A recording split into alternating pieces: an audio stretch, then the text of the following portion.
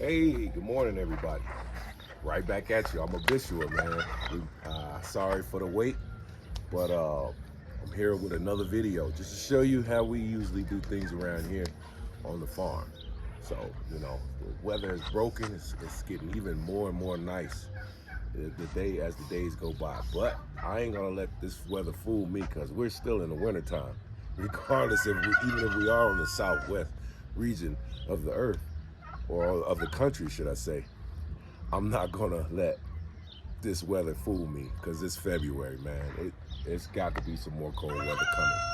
But anyway, I'm gonna use this weather I'm gonna use it to my advantage. So while it's nice, I'm gonna do some things around here.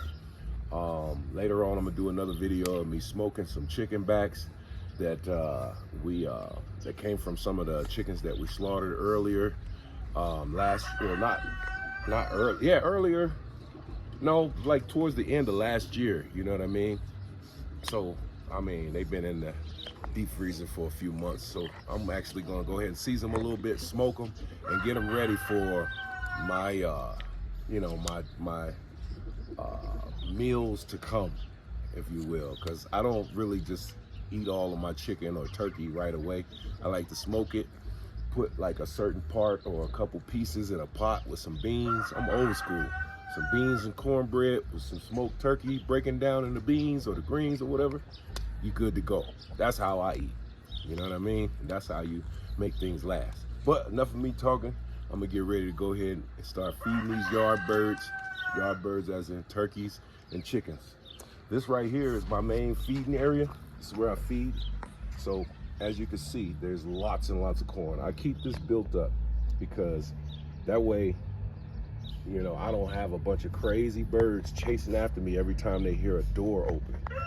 Right away, they see corn in the morning, they come and eat what they want, and then whatever else we give them is pretty much extras, like scraps and stuff like that. That's how I do it.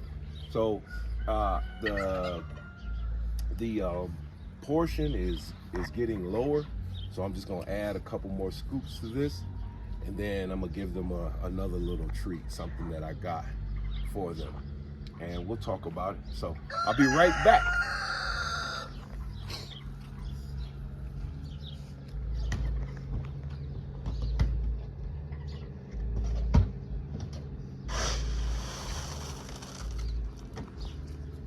So I just make sure that this remains the same porting area. This is where all the turkeys come and congregate, all the chickens. Come over here,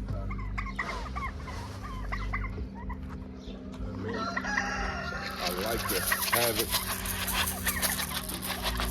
to where it doesn't run out. I don't let this area run out at all. They're not hungry. They're not hungry at the moment, but whenever they're ready, they'll just come and eat. Well, I guess a couple of them did want to take a couple pecks, but I do like to have it like that to where, you know what I mean? Whenever they're ready, they can just come and eat.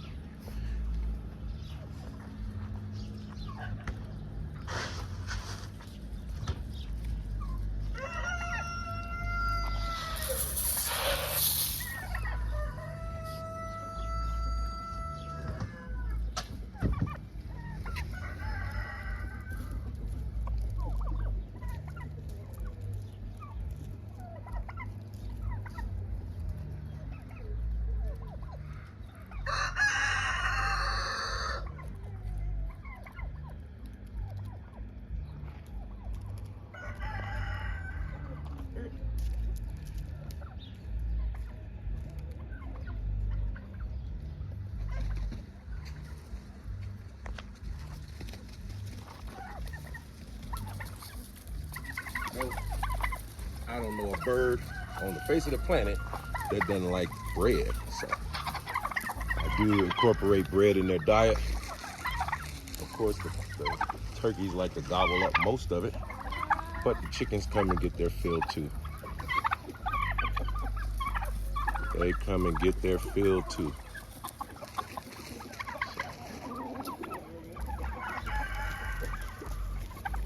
That's what I do. I give them bread and whatever other scraps may come, we give them to them.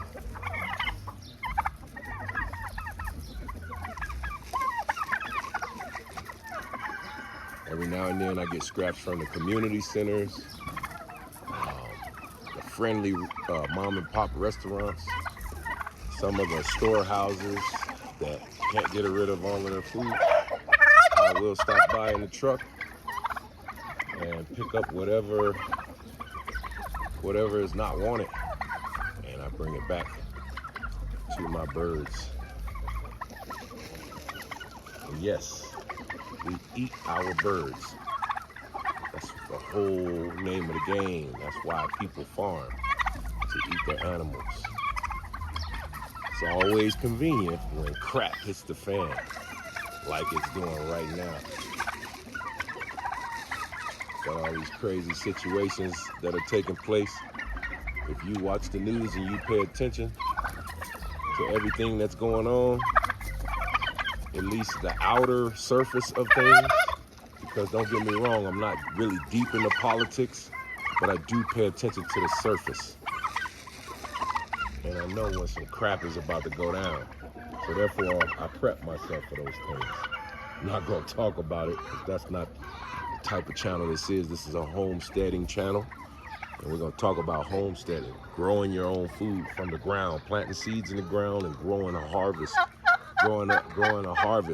and raising up your birds and slaughtering so you can keep food on your family's table, right? We don't do the fast food stuff around here, you know what I mean? And we rarely go to the grocery stores. I mean, there's certain things that we do need from the grocery stores, and that's what we get from the grocery stores. But I'll be right back.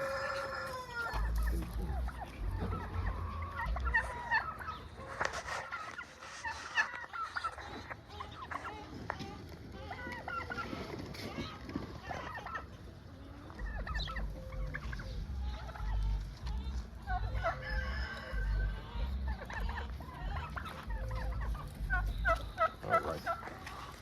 So now, I'm just gonna put a little bit of food in here with Wooly.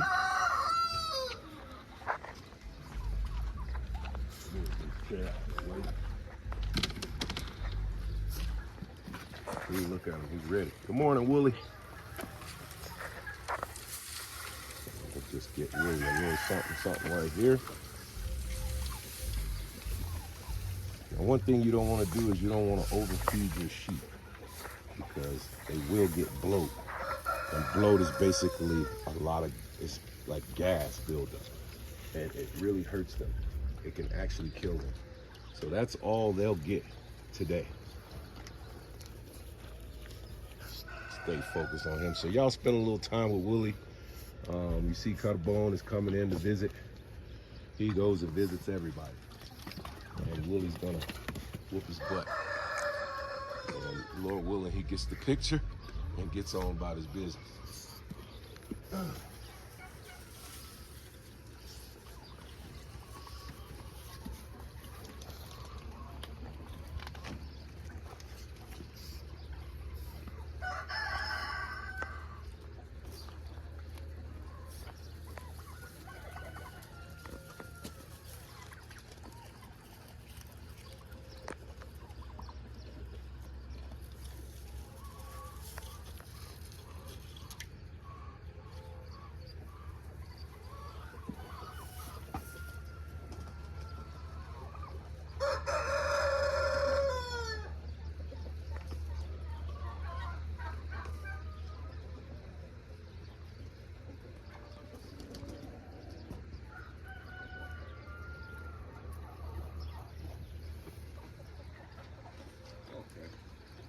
We got Wooly taken care of.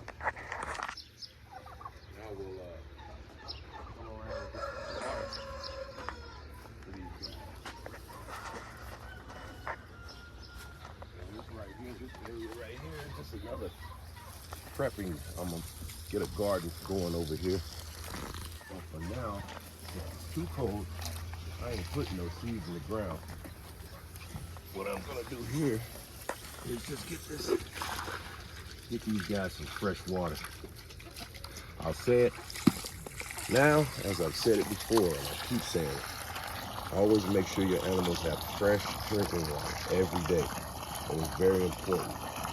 from the farm cat all the way up to the farm dog, and right back around the corner to the chickens and on to the rest of the livestock. Everybody must have fresh water. Fresh water every day. Ain't that right, Willie? Yeah, he's just over there munching. Go and take care of Miss Mary. Oh, can't forget about Mrs. Rebecca with her freaky self. See, they get floaties and stuff every now and then. So we're gonna come and get dump the water and make sure they have fresh water. About almost time to get her another one. Get them another water pan over here. That one's cracked. And we have Mary still waiting. She should be going into labor within the next week or two, I'm thinking. So, she's not only feeding, she ain't feeding one, she's feeding 2 or maybe 3 or maybe even 4. So we want to make sure that she has fresh water as well. The chickens do come in here and sanitize, you know. They come and dig through all of her bedding, making sure there's no ticks or any type of parasites or anything laying around or hiding and burrowing in here, laying eggs and stuff, you know, because parasites would only make Mary and her baby's life miserable over here. So the chickens have access to every pen around here. They don't really too much fool around with the dogs' pen unless the dogs are out running around, but the sheep are pretty friendly with them, and the sheep allow the chickens to come in, and when the chickens come in, they actually do their job by sanitizing the place. Look at that pot belly on her. Her stomach's almost dragging the ground. She is getting ready to have, and she's getting antsy because she's hungry. So I'm not gonna keep her waiting on that.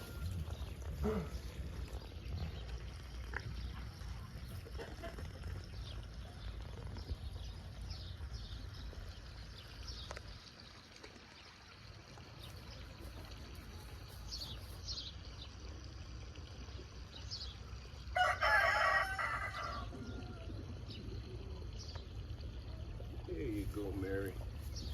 This what you was waiting on, Mama? Is this what you were waiting on? Yeah, that's fine. There you go, Mama. Willie, your food's over there. Go back over there.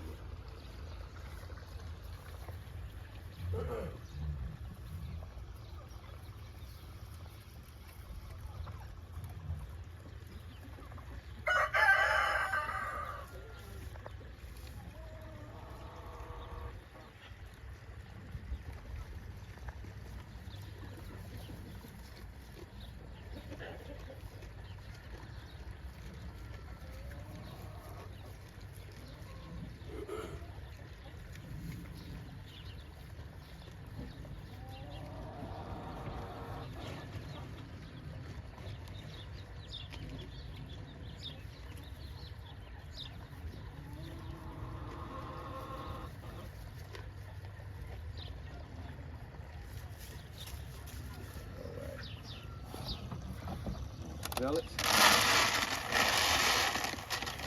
There you go, Mama. There you go, Mommy.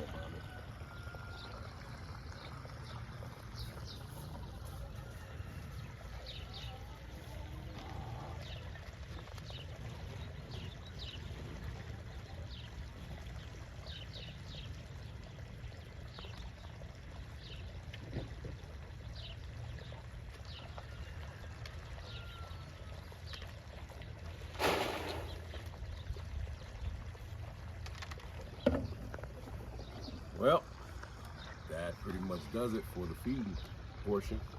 I went on ahead and took care of everybody. It's not very much, not a whole lot of work. It definitely is repetitive, something that you want to do on a day-to-day basis, and basically continue to keep it as a routine. Huh, Mary? Huh? Mary don't mind. You know what I mean? So you always want to make sure that you do this on a day-to-day basis every morning. When you're dealing with big flocks of birds, you want to keep the big amounts of food down, like you saw with the corn. Reason why it's mostly corn is for the winter, because the corn actually helps the birds generate energy and grow fat cells to help keep them warm. So that's why you see a majority of mostly corn. You'll see my spring mix once it starts getting warmer. You'll see the spring and summer mix, and I'll tell you, this mix that I have for the birds, it just makes them, they lay eggs all the time off of it. But right now, the egg production is kind of low right now because of we've had one of the harshest freezes we've ever had on this side of America, or all over America. I'm sure you heard, like, hey, it was snowing in Florida and Georgia, very uncommon. So it was pretty cold over here on the southwest end as well. So with that being said, the egg production is very, very low. But we're gonna get everybody to bounce back in. Like, you hear that clucking right there? That means that's a happy chicken in there. When you hear all of them doing that, you got some eggs coming. So they're getting back happy, and we should start seeing a lot of eggs. And we'll do some videos on eggs later. But until later on, or next time, you guys have a wonderful day, a prosperous day, a blessed day. And until next time, we'll see you. This is Abishua from Little Southwest Homestead. You guys be good.